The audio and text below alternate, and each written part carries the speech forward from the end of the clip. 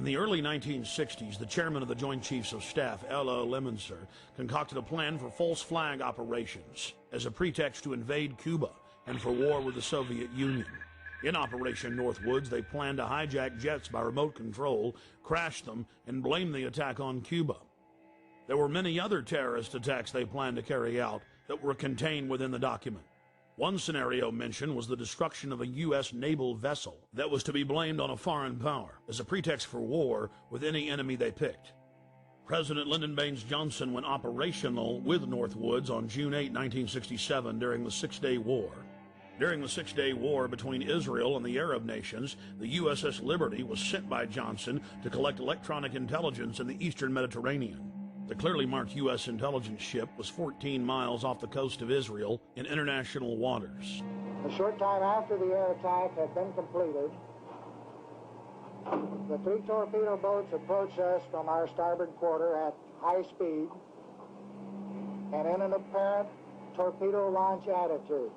Israeli surveillance aircraft flew low over the ship and clearly identified it as an American vessel. At 2 p.m. that afternoon, the USS Liberty was attacked by 3 Mirage 3 fighter bombers.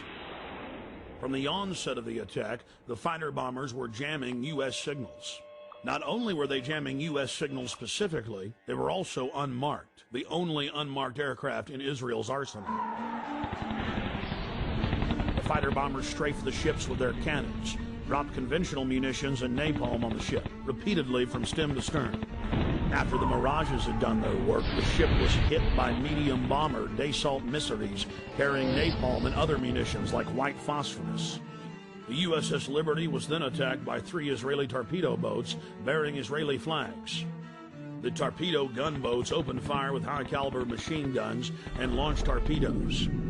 A single torpedo struck the ship, blowing a hole in both sides, entering the ship and leaving a 30-foot exit hole when it exploded.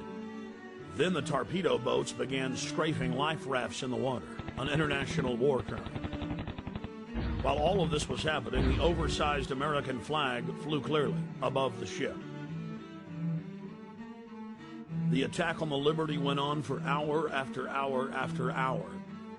During the entire attack, the USS Liberty continually called the Sixth Fleet that was nearby, begging for air support or rescue.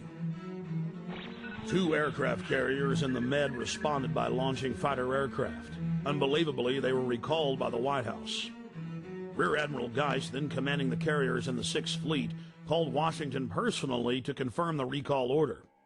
Secretary of Defense McNamara came on the line, and then President Johnson himself told Geist, "I want that goddamn ship going to the bottom.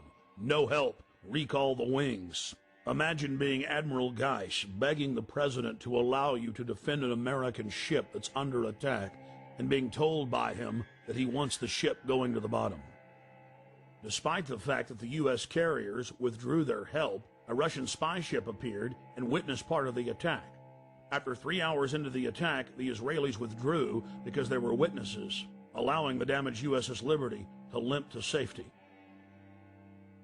40 years after the attack on the USS Liberty, we know exactly what happened. I've interviewed former chairman of the Joint Chiefs of Staff, Admiral Thomas Moorer. I've interviewed the admirals that were on the line who heard what President Johnson said.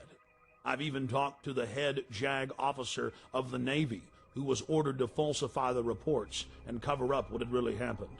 One of the Israeli pilots has gone public as well, saying that 3 times he refused over his radio to headquarters to attack the ship, saying clearly that it was an American ship in international waters and an ally.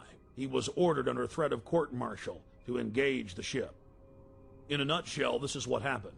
President Johnson had personal control over the ship, parked it in the Mediterranean, made a backroom deal with Israel to attack it with an order to kill all aboard.